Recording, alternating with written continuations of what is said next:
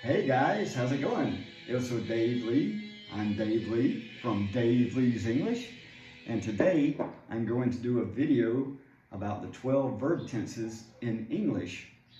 And if you would like to see the Portuguese version, se você quer assistir a versão português, basta clicar no link lá embaixo e pode assistir. So, what are the 12 verb tenses? They are, obviously, past, present, and future. Oh, wait a minute, that's just three. Yes, but in English, there are 4 aspects. And so some people say that there are really only 3 tenses in English and 4 aspects, and 3 times 4 is 12. So most people just say the 12 verb tenses. And the good news is most of them already exist in Portuguese and most other languages, but there's one that doesn't. So I'm really going to highlight the present perfect because it causes a lot of confusion for Brazilian speakers and also my students who speak Spanish and Italian as their mother tongue. So let's start off with some footnotes. The footnotes are here. So first of all, there are 3 columns. If you've studied English at all in school, you've probably heard about the 3 columns or the 3 forms of the verbs in English. There's column 1, which is the infinitive or the base form of the verb. It's basically the present simple, like to go, ir in Português, to say, dizer in Português, or to walk, para andar in Português. Okay, so that's the basic English form of the words. Then column 2 is the past simple. The past tense of go is went. The past tense of say is said. It's not said. It looks like, maybe it looks like said or side, but it's actually pronounced said. So say, said, say, said. See the difference?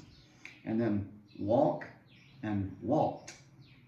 So it has this T sound. It's not walked, it's just walked, walked. Kind of hard to say, but you're better off not using any second syllable in a word like this. And by the way, all of the regular verbs end in ed, and sometimes the ed adds another syllable, like in the word wanted or needed, but most of the time it doesn't add a syllable, like here, the word walked. So the second form is the past simple. The third form is the past participle.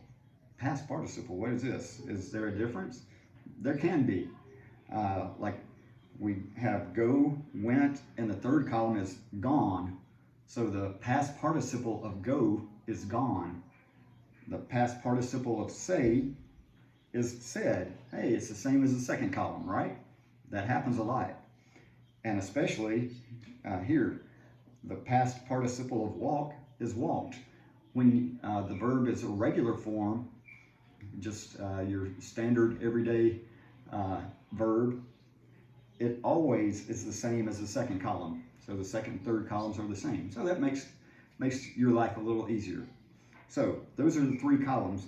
The third column, the past participle, is associated with the perfect tense or the perfect aspect of English. So you'll see this in all of the perfect tenses and the perfect continuous tenses.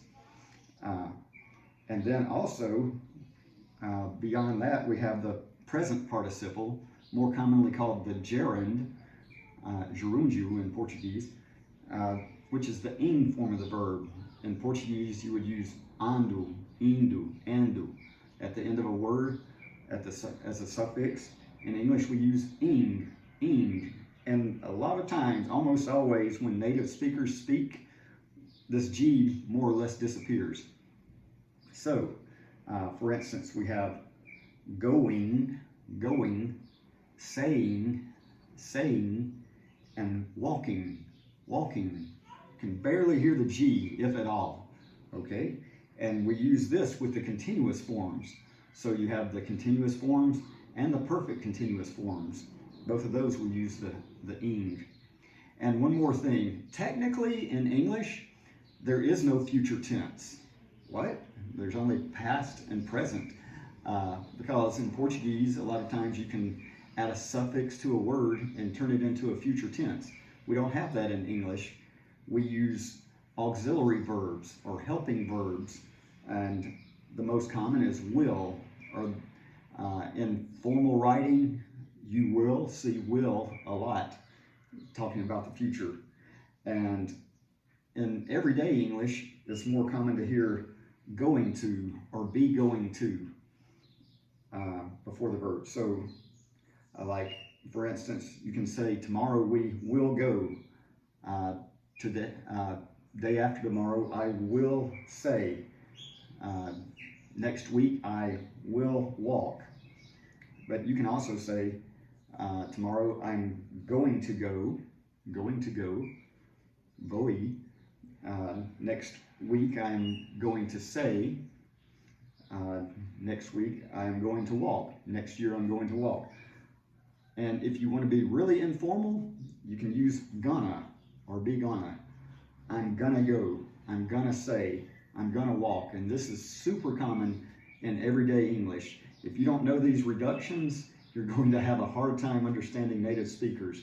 That's why in my course, by the way, I have a course called FALA GALERA that talks all about this.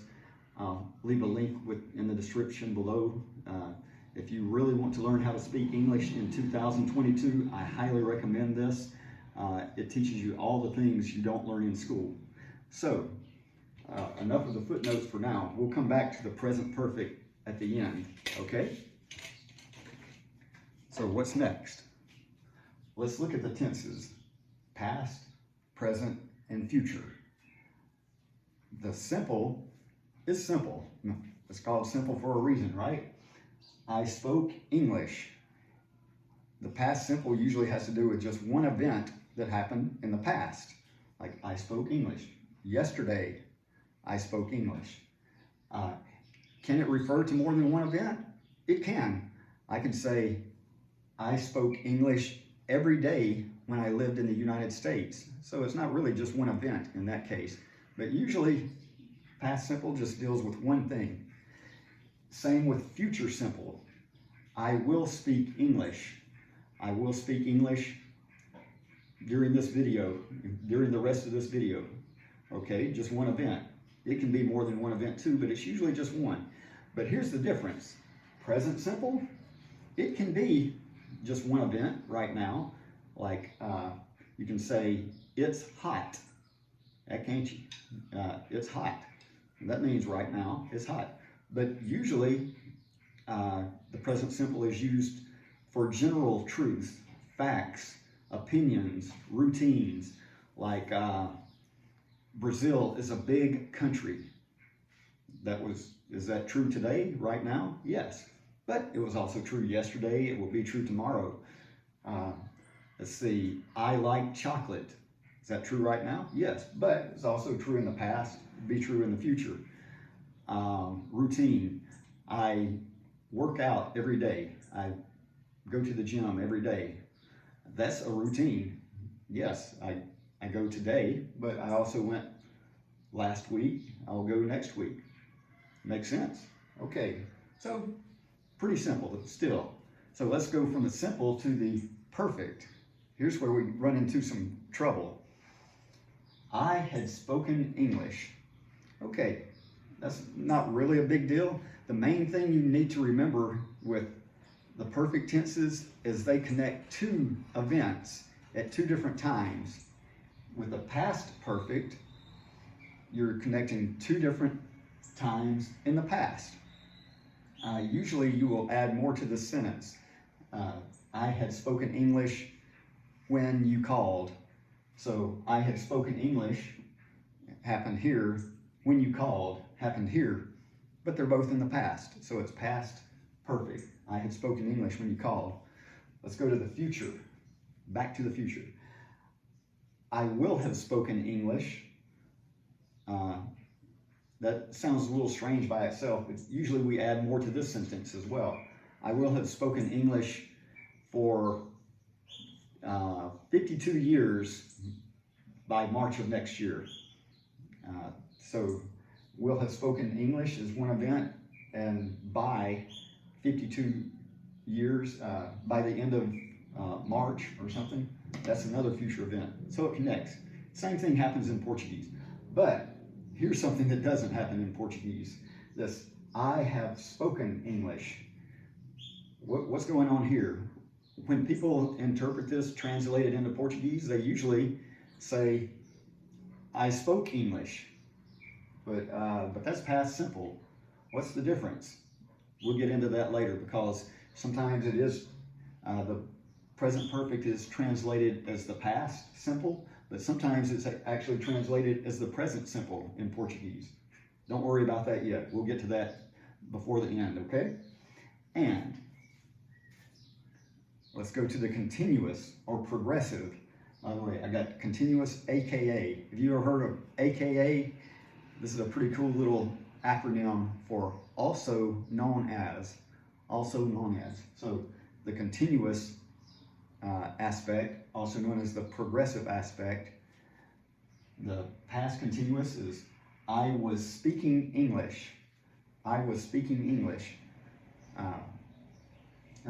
That happens in Portuguese too. I am speaking English. I am speaking English right now as I'm recording this video. And I will be speaking English. I will be speaking English. Nothing very much out of the ordinary here. So let's move on to the perfect continuous. Perfect continuous, as you can imagine, combines the perfect tense and the continuous tense. So, how does this work? Not too well.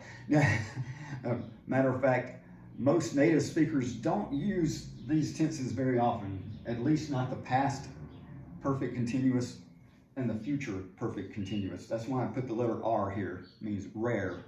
It's rare that native speakers would use these, because you can use other tenses to convey the same thought. Like, I had been speaking English when you called. I could easily just say, I was speaking English when you called. Or maybe even, I had spoken English when you called. This is more common, but it's good to know about this, because you will hear it occasionally or read it occasionally. And then this, I have been speaking English, this is more common. I have been speaking English all my life, but I could just as easily say, I have spoken English all my life. But usually if I say, I have been speaking English, that conveys the idea that I have been doing that, and I will continue to do that. And then the last one here, I will have been speaking English. Wow, this is rare, but I will have been speaking English for 52 years by the end of March. But it's easier to say, I will have spoken English for 52 years by the end of March.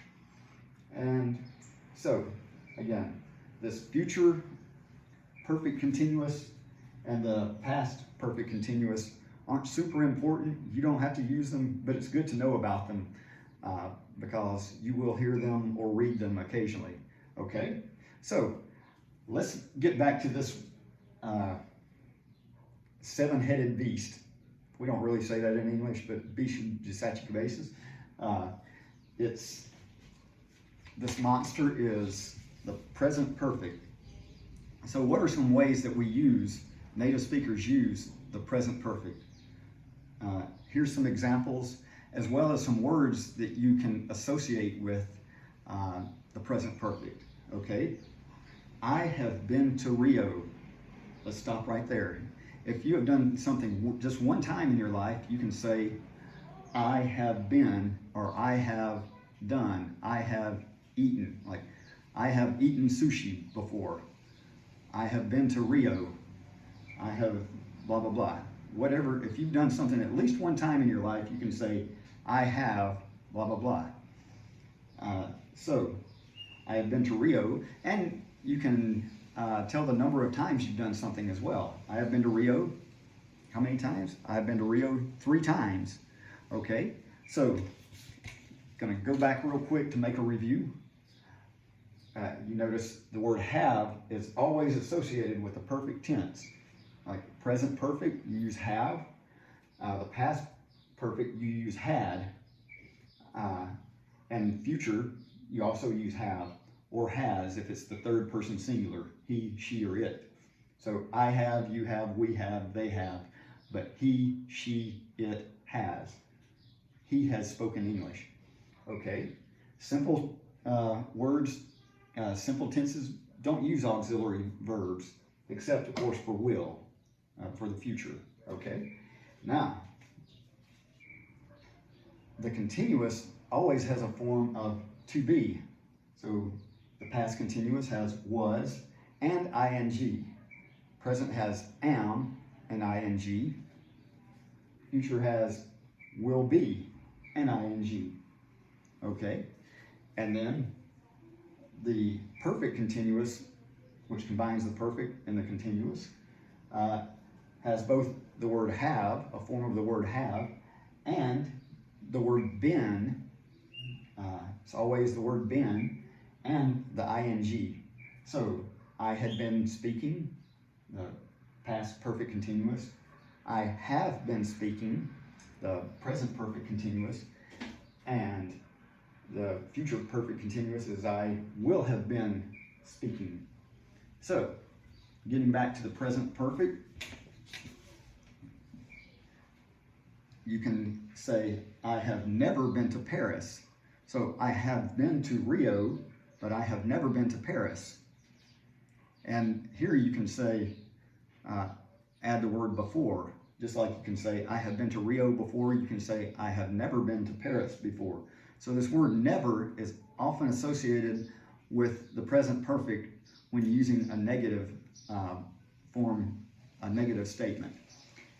And here's, I've just eaten, or I've already eaten. Say you go to a friend's house and your friend says, hey, would you like some pizza? You say, no thanks, I've just eaten. Portuguese, eu acabei de comer. Or you could say, I've already eaten. Eu já comi. So these words just and already are often associated with the present perfect. And how does that connect 2 points in time? You're saying you ate in the past. Yes, but it's the recent past, and it's connected to the present by the fact that you're not hungry right now.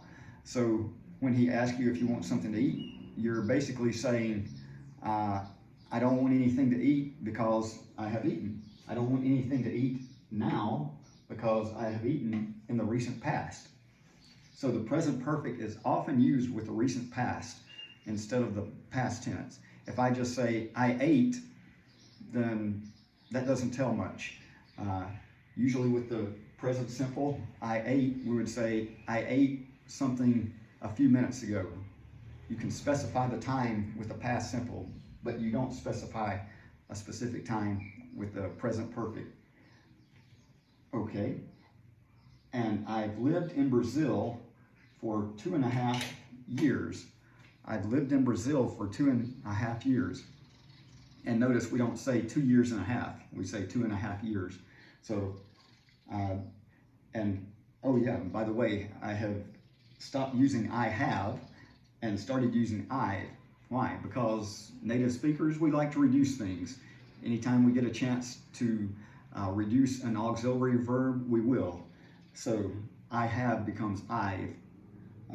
So I've lived in Brazil for 2.5 years, and it tells you how long I've lived here. And this is one that you would actually translate into the present tense in Portuguese. You would say, eu moro no Brasil 2 anos e meio. But in English, it's not the present tense, it's the present perfect. So the word for is associated with the present perfect. And I've lived in Santa Luz since January. I've lived in Santa Luz since January.